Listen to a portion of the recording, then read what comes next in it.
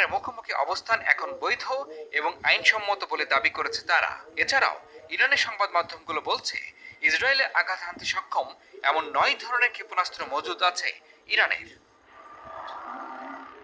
গেল সপ্তাহে সিরিয়ার রাজধানী দামেস্কে ইরানের কনসুলেটে হামলা চালায় ইসরায়েল। এই ঘটনায় কুদস ফোর্সের commander brigadier general Mohammad Reza Zahidi এবং তার ডেপুটি জেনারেল মোহাম্মদ হাদি হাজরিয়াহিমের মৃত্যু হয়।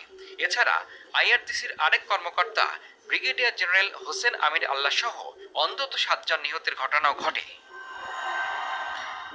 এদিকে ইরানের কাছ থেকে হামলার হুমকি আসার পরই পরিস্থিতি পর্যালোচনা করে প্রতিরক্ষা বাহিনীর সব যোদ্ধা ইউনিটের ছুটি সাময়িকভাবে স্থগিত রাখার সিদ্ধান্ত নিয়েছে ইসরায়েলি বাহিনী। তারা জানায় ইসরায়েল এখন যুদ্ধ পরিস্থিতিতে আছে এবং প্রয়োজন অনুযায়ী সেনা মোতায়েনের বিষয়টি অব্যাহত মূল্যায়ন কার্যক্রমের অধীনে রয়েছে।